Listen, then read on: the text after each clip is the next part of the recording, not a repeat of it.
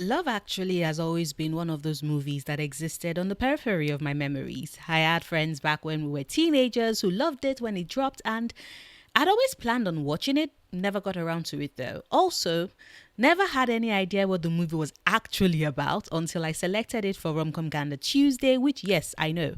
You aren't watching this on a Tuesday. Apologies. I was laid up in bed for the larger part of the week due to a pulled muscle and one of the worst pain I've ever experienced.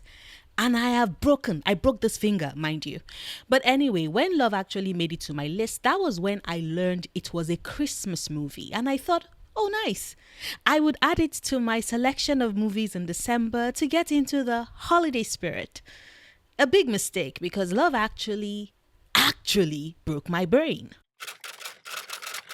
But before I get into the how of it, which mild spoiler at this point, is because every damn relationship in this movie was so dysfunctional that I'm just in awe that a 10-year-old child had the best romance of the lot. But I'm jumping the gun here. We'll come back to Sam and his A-star romance in a bit. No need putting the cart before the horse. If this is your first time watching this video series of mine or finding my channel, hello, I'm Noria and welcome back to Romcom Ganda Tuesday. I know it's not Tuesday right now, remember, I was ill and recovering, so my apologies. But just to give you context, Romcom Ganda Tuesday is a video series that drops on Tuesday where I go back to watch or rewatch rom-coms from the 90s all the way to the 2010s with the aim of looking at them via the quite critical lens to highlight the propaganda and weird-ass messaging present in them that we missed when we were much younger, but which we get to catch now with our more adult lenses and lived-in experience, I guess.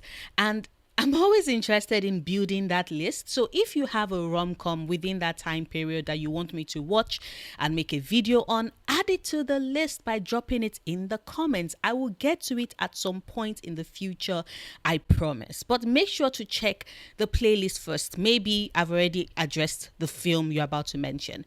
And as is my usual practice with these videos, I will start with a synopsis and then share my thoughts afterwards with timestamps included, so you can navigate this video as you so choose. But before I get into that, a quick thank you to all my lovely patrons and YouTube members who support.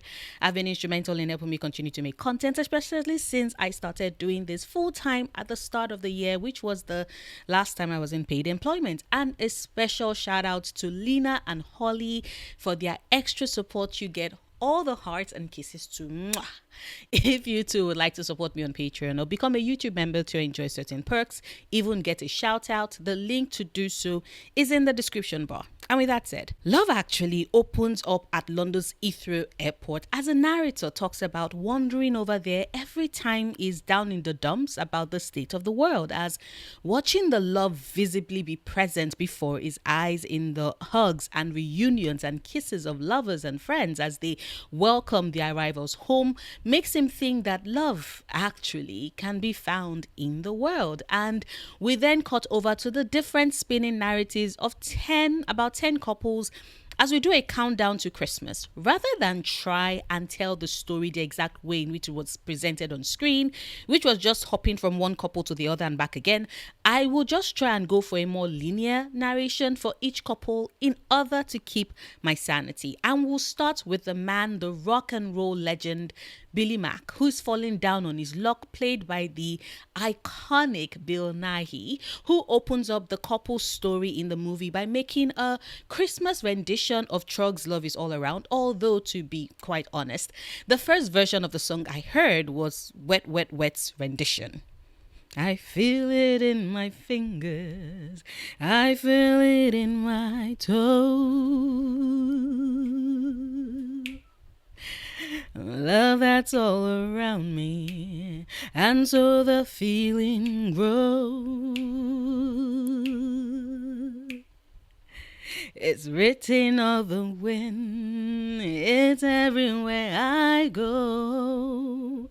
Sorry for the song break. My brain, remember. Anyway, Billy Mack, at the behest of his agent, who believes that this would make them a truckload of money should it be successful, makes a quite catching Christmas rendition and is part of the movie that sees him going on a media circuit to marketing the hell out of the song with the most chaotic interviews that the audience practically eat up. He is shocking. He is scandalous. Hell, he even promises to perform on stage naked should the song hit the number one spot by Christmas time, which, spoiler alert, it does.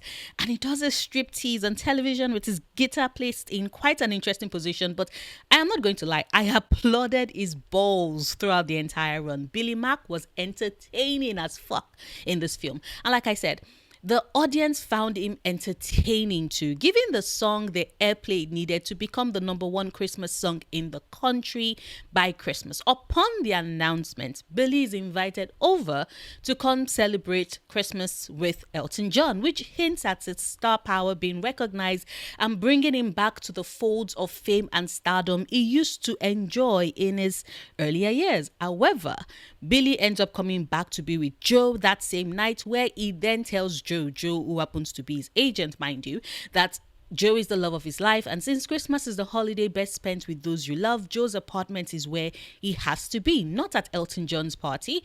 Joe is rightfully speechless, but the two of them end up hugging, and afterwards Billy suggests that they get drunk and watch porn, which Joe is very okay with. Then we get the trio of Juliet, Peter, and Mark. It is Peter and Juliet's wedding day, and let me tell you, having this movie be so star-studded had me screaming every time we were introduced to another couple or character. Anyway, Peter, who is played by Chiwetel Ejiofor, and Juliet, who is played by Keira Knightley, are getting married. And although Peter is initially worried, his best man Mark does pull off the most romantic wedding for him and his bride, complete with hiding a full-on band and then having them play the Beatles' All You Need Is Love for the couple after they had said their vows.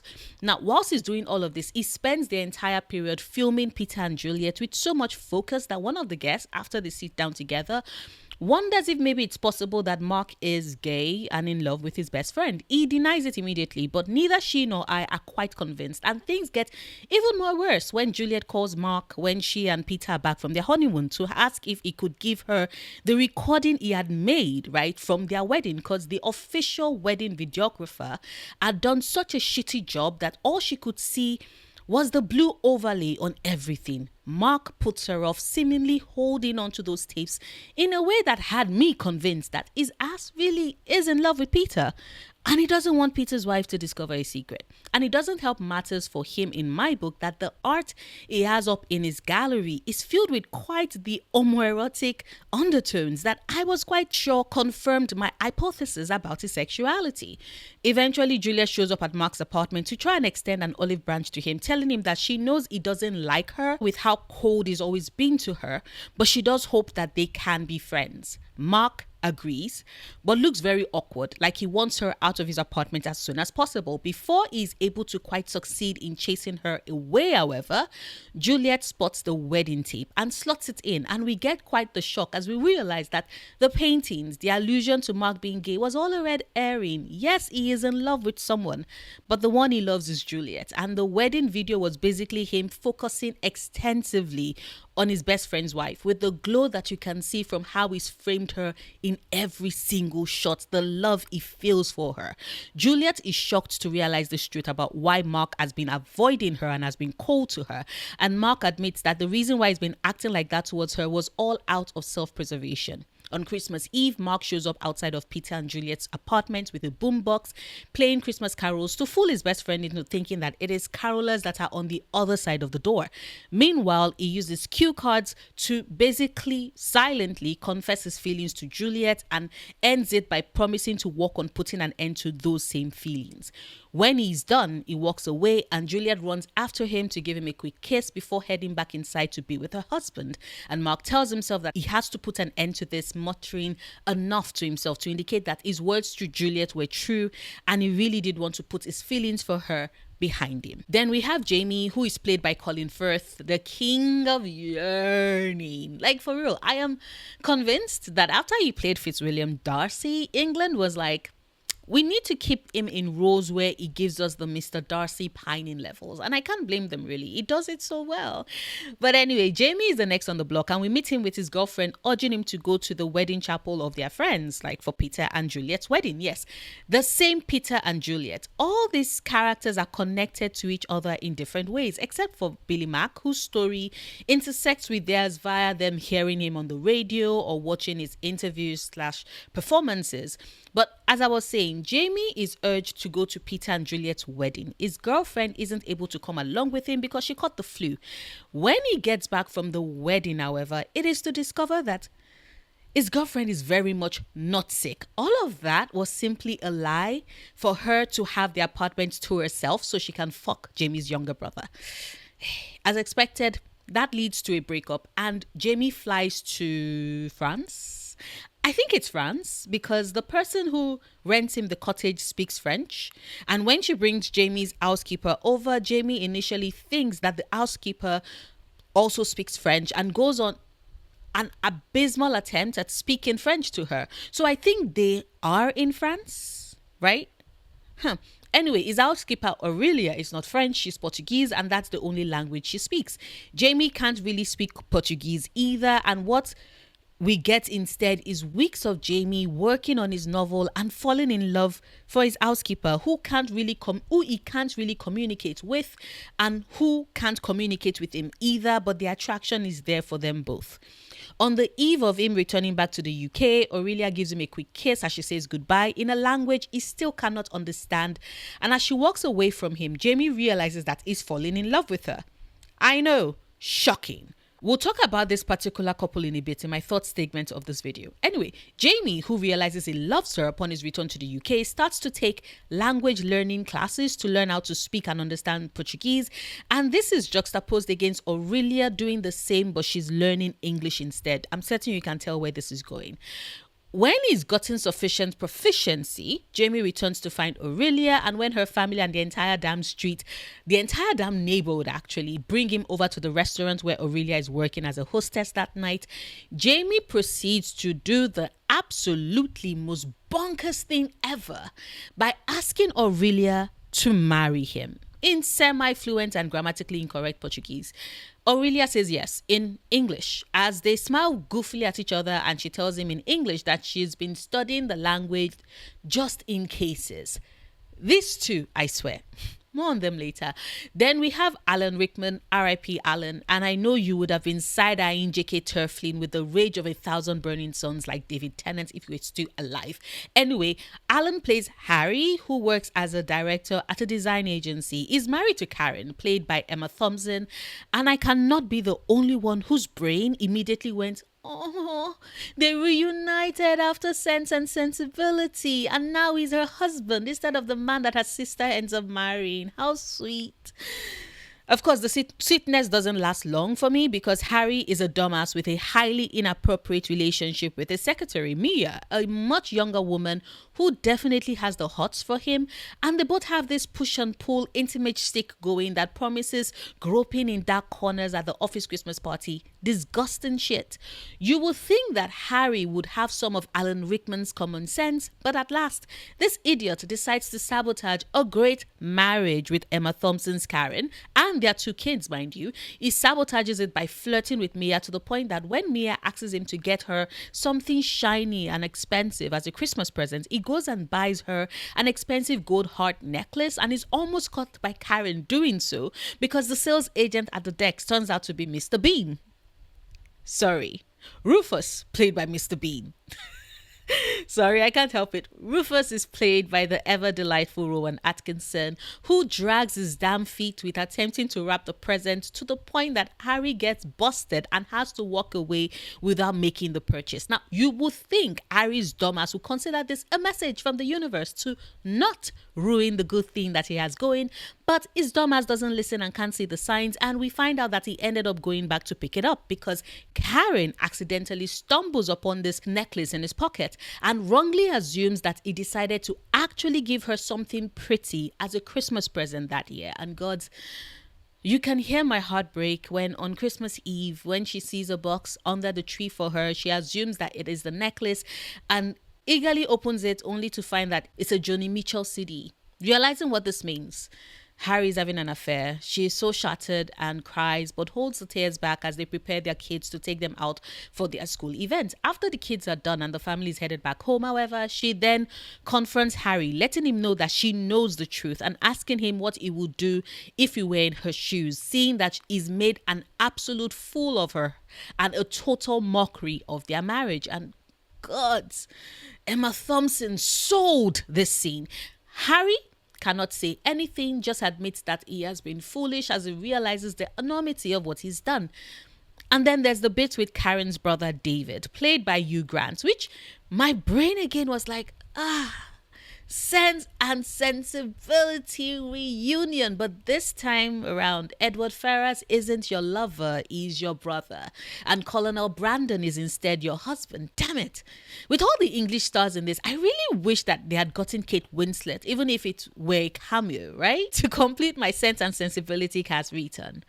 Although to be fair, does having her scene in the Titanic being watched by Daniel and Sam count as Kate having a cameo of some sort in that? Like, I'm curious about that. Anyway, David, Karen's brother, is the newly elected Prime Minister. Upon his introduction to his household staff at the Prime Minister's official residence, he meets one of the staff members, Natalie, who he is immediately attracted to. Yes, people, it's that power imbalance again. David at first tries his damnedest to resist the temptation whilst he tries to have a cool head amidst political maneuvering and not wanting to piss off the US and jeopardize the alliance with Britain. But when the US president, played by Billy Bob Thornton, shows up for a renewal of their treaty and corners Natalie in a room alone, David is able to immediately see that the US president was overstepping his powers and asserts Britain's refusal to back down to imperialist powers that just take and take. And he does this like publicly at a news event to the cheering of the crowd who did not know that their prime minister would have such spine and such balls.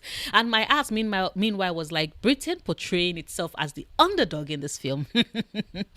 Like, I know compared to the US maybe, but other countries, let's be real. Anyway, David meanwhile realizes that he's in serious danger should he remain in close proximity to Natalie, and so makes a request to have her moved to another position. You would think, David did the right thing, crisis averted, right?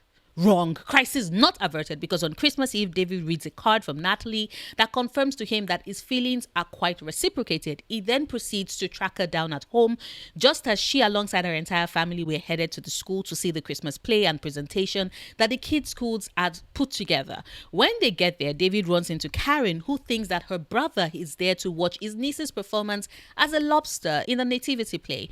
That is not the case, but she does take comfort from hugging him because remember, her husband is a cheating asswipe. Not like David knows at this point. Natalie pulls David into a separate corner backstage, right? And they proceed to make out and kiss, unaware that they are primed to be the cynosure of all eyes when the curtains come down at the end of the play. Everyone sees their prime minister locking lips with Natalie, and David urges her to give a bow, and he does the same as they then escape. At that same school performance, we see Sam and Daniel. Daniel is played by Liam Neeson. Now, Daniel is Karen's very good friend and is recently widowed. The start of the movie sees him at his wife's burial, dealing with the grief of having lost her, whilst also burdened with the knowledge that his stepson, Sam, seems to be taking the loss of his mother very, very hard. But then he learns that while Sam is grieving this loss, that's not all that has been on this boy's mind. You see, Sam is in love with his classmate, a girl named Joanna, who shares the exact same name as his late mother, and she is everything in the world to him. She's gorgeous, she's smart, everyone loves her, and he believes that she's way out of his league. But Daniel urges him not to give up, and Sam comes up with a plan. With the once again rising fame of Billy Mack, he knows how much girls love musicians and figures that he can serve as an instrumentalist for Joanna's performance at their upcoming school event before she returns to America. What then follows is Daniel having to suffer through the loud torture of Sam teaching himself how to play the drums.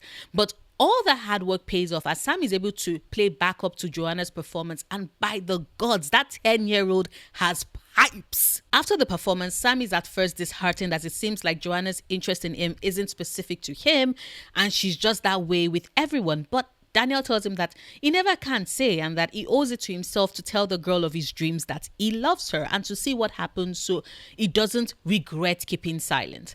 And what then follows is the race to the airport since Joanna is returning to the US with her family that very same night. Sam risks being chased by airport security all the way until he makes it to Joanna just before she departs, and he returns to his stepfather triumphant at having done his confession, even more so because Joanna kissed him on the cheek, confirming that she likes him too. Yes, people, I'm smiling. And I will get back to this romance in a bit because it made me so happy. There's also the bit with Daniel running into Carol, played by supermodel Claudia Schiffer, who expresses interest in Daniel, who does the same, and is tied to the running gag that Daniel and his wife have of him being attracted to Claudia Schiffer, the supermodel, and wanting to date her should the chance arise. It was very, very cute. And, thumping on the nose. It was nice. Then there's the bit with Colin, who strikes out with his many attempts at trying to woo British women. And when that doesn't pan out for him, informs his friend Tony that he intends to travel to the US, as he's sure that with his accent, he would have many women throwing themselves at him. Yes, people, this was legit the logic of Colin. Against all of Tony's warnings and urgings, Colin really does travel to the US, and in a stroke of luck that can only happen in the movies, stumbles upon American women who are indeed taken in by his accent and take him home to have sex with them in a foursome that Colin is very, very pleased and very happy with. On the other hand, there is Sarah, who works for the agency that Alan Rickman's Harry is the director of, and who has a crush on a colleague, art director Carl. When Harry informs Sarah that practically everyone in the office knows that she fancies Carl and encourages her to take the plunge and ask the man out, Sarah decides to follow Harry's advice, and when Carl drives her home after the office Christmas party, Sarah invites him up to her apartment, but just as they're about to have some hot and sweaty sex, she receives a phone call from her brother Michael, who is currently at a psychiatric hospital and who she's the sole caregiver of. Michael's insistent calls that night douses the flame between Carl and Sarah, and nothing happens that night. On Christmas Eve, both Carl and Sarah are working late, and although it seems like Carl has something to say, he ends up not saying anything, just wishes Sarah a Merry Christmas and leaves, whilst a tearful Sarah, who realizes that her relationship with Carl can never be, instead goes to her brother to deliver his Christmas present. And finally, we have John, who is played by BBC's John Watson. Martin Freeman. God, this cast is stacked. Anyway, John meets Judy, a fellow body double. I think that's their role anyway. They are serving as body double for actors who would otherwise be playing the sex scenes, and through them we get an idea of just how sex scenes are filmed in the movie industry. It's a nicer side of a plot that has them both being placed in different compromising positions to pretend like they're having sex, and whilst all of this is happening, they get to chat and bond, and eventually John ends up asking Judy out and she kisses him, and it's all very sweet actually. At the film's epilogue, we find ourselves back at London's Heathrow Airport and realize that scattered among those same people we saw at the start of the movie are the different characters whose journey we've been following throughout the entire movie. Billy Mark returns from his tour and reunites with Joe with a groupie in tow. Peter, Juliet, and Mark meet with Jamie, who introduces Aurelia to them as his new bride. Karen is reunited with Harry alongside their kids, but it is clear that their relationship is still very much strained.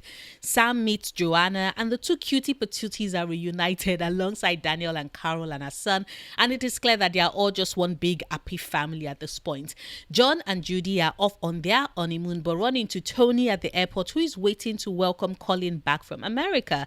Colin, who shows up with Harriet and her sister Carla, who apparently also loves British men, and immediately greets Tony with a kiss on the lips. And of course, there's David, who Natalie welcomes back to Britain with a kiss right in front of the press, who are having a field day photographing their Prime Minister's reunion with his girlfriend. The end. Like I said earlier, I have a ton of thoughts about the different relationships we got to see in this movie.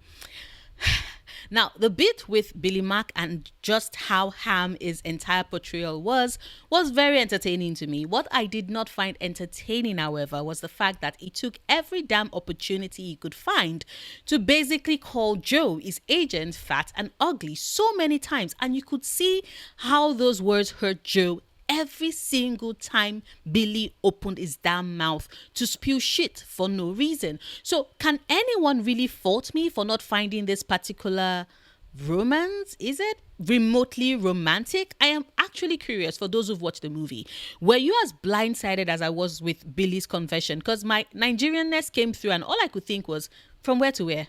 How that one take happen? Like, of all the romances and bits of love in this damn movie, this couple question mark was the most unbelievable of them all. Because for the longest time throughout the entire film, my ass was legit convinced that Billy didn't even like Joe, that he merely tolerated him for the sake of the years of their relationship and turned him into nothing more than the butt of his jokes.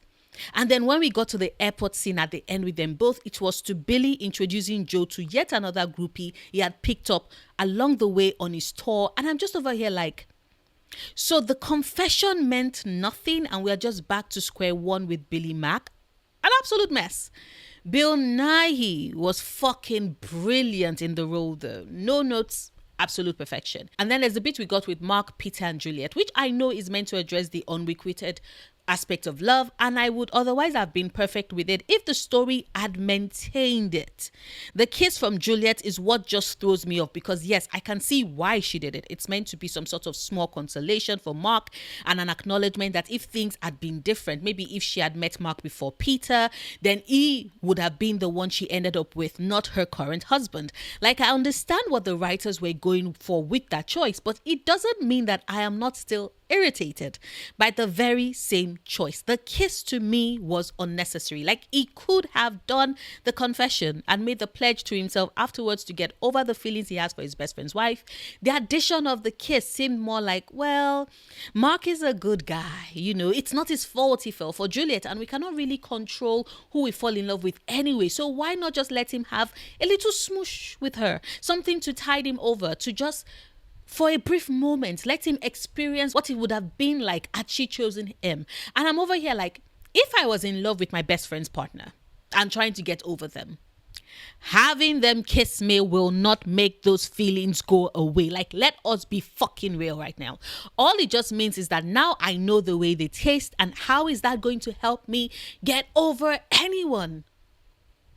In the, words of, you say we're just friends, but friends don't know the way you taste. La, la, la. I'm sorry. Like, come on. This is just yet more of the dysfunction inherent in most of the relationship we saw depicted in this damn film. And speaking of dysfunctional, please don't get me started on the mess that is Jamie and Aurelia. Like, I know the film tries to play off their summer together as romantic and tries so desperately to convince us that they are falling in love with each other. And whilst for a minute there I found myself falling for that damn lie, the brakes came screeching to a halt for me when Jamie shows up with that proposal. Because that was the point when my brain went, wait a damn minute. The first time you communicate with her in a language that you both speak and understand, what comes out of your mouth is a proposal? What? Like, seriously? Consider this from my perspective. Harry has never actually communicated with Aurelia. There's already the power imbalance in their relationship in that she works for him, but thankfully he never crossed that boundary, unlike another relationship we'll get to shortly.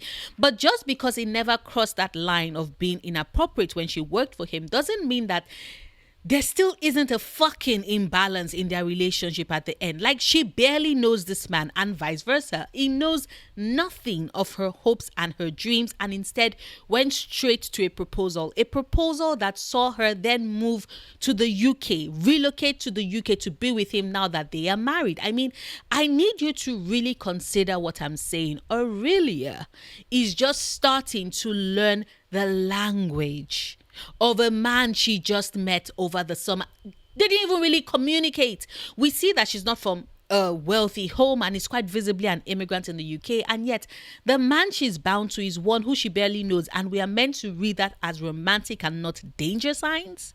No outright communication all summer long, and then he love bombs her and proposes to her in one full sweep the minute he can possibly speak her language, and we are meant to find that romantic. What the fuck? And speaking of what the fuck, there's the whole mess with Harry, Karen, and Mia. And let me just say that the bit where Karen discovers that the jewelry she had found was not for her hits extra hard for me, because that was Karen realizing in that moment that not only did her husband get expensive jewelry for another woman, but that act of giving a gift that is pretty and expensive is something that he never thought of giving to her.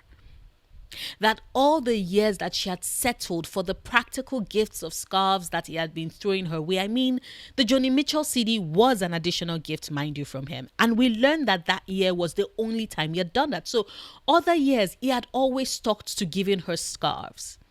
And I have my suspicion that he only did the extra this year because he felt guilty that he had gotten Mia something that expensive and pretty and could not just give his wife only a scarf. What it confirmed for Karen in that moment was that her husband was perfectly capable of getting an amazing and thoughtful gift that she would love all these years. He just chose not to do that when it came to her. And I repeat, my heart shattered in that scene, just as it broke for Sarah, because this film really does capture the toll of what it means to be her brother's primary caregiver and what that toll has taken on her, and how it then means that it is something she has to consider in any romantic or sexual relationship she would have in the future.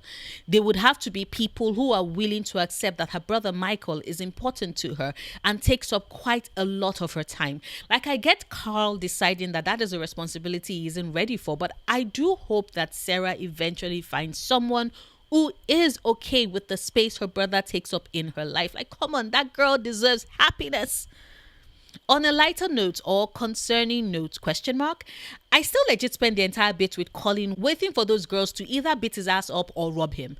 The fact that this doofus went to the home of strangers who suspiciously were immediately ready to have sex with him at the drop of a hat convinced me that they were most likely setting him up for something. That didn't play out, however, is still shocking to me. Like, the film did that, because I was ready to see him end up on the news and back home regretting certain life choices I saw, because I knew the film wouldn't kill him off, but they would have robbed and beaten his ass. And please, I cannot be the only person who saw the bits with David and Natalie and just kept screaming inappropriate at my TV, right? Like, maybe it's because I spent way too much time during lockdown on British podcasts, but my brain just looked at the entire debacle and just kept going, this is giving Boris Johnson cannot keep his damn hands to himself or keep his dick in his pants whilst in 10 Downing Street. I mean, there should have been more of a public outcry, right? The fact that the Prime Minister hooked up with a member of his staff, someone whose livelihood is directly tied to his whims and caprices. I mean, he got her reassigned at just a simple word, with no explanation given or needed. There is no way anybody isn't thinking of that power imbalance. And yet, we are all just meant to be swept away with that romance. I call bullshit. I say ew. For real, like, ew. And of course, there's John and Judy, whose relationship was so bland. However, I do appreciate that they communicated way more than fucking Jamie and Aurelia, and yet they are both equally married at the end. Having John and Judy spend the entirety of their time together chatting and learning more about each other under the most odd of circumstances where they are pretending to fuck by virtue of their jobs meant that I believed more in their love and romance than anything that we got with Jamie and Aurelia, Colin Firth be dermed, who I still repeat barely communicated before Jamie had them saddled in a marriage. And the fact that these two couples are juxtaposed at the end confirms that for me. And finally, there is what I consider undisputedly the best romance in this entire movie, and that is what Sam and Joanna have. I know, it is bonkers. The fact that I believe that a 10-year-old's romance is the best we got in this entire rom-com, but that is a hill I'm willing to stand on and die on. This film broke my brain, remember? And it helped me see that all of the couples we got in there, it's what Sam and Joanna have that shines the brightest. There isn't the weird, icky power imbalance in their relationship. Sam legit picks up a skill and practices all of it with the hope that his hard work would be enough to impress the girl he likes. He showed through his actions just how much she means to him and what effort he's willing to take in order to prove himself to her. That is amazing. That is beautiful. And before you say, Noria, you're biased. Jamie technically did the same with Aurelia. He learned a new language for her, and yet you didn't like that romance. Aren't you being a hypocrite? And to that, I would say you could read it that way, but you also have to remember Sam did not propose to Joanna and ask her to marry him because he learned how to play the damn drums. Like, let us be real here. He did that all for the love of the game. And whilst he made his confession to his girl, we can see that he did not stand there pressurizing her for anything. He said his piece and walked away, and she came running to him to give him the sweetest kiss on his cheek. Like, come on. These 10-year-olds invented love, you all. That is my stance. And I'm sticking with it. But of course, these are just my thoughts. I would love to hear yours. Whether or not you agree with me or disagree with me, please share them in the comments. Like this video. However, if you've watched this far and haven't done so yet and enjoyed anything I had to say, share it so others can find my channel as well. Or you can check out my gaming or ASMR channels if they sound like something you might possibly be interested in. I have them linked in the description bar. I will see you on Monday with a new video. Until then, do remember, obsessing over the things you love, perfectly valid coping mechanism.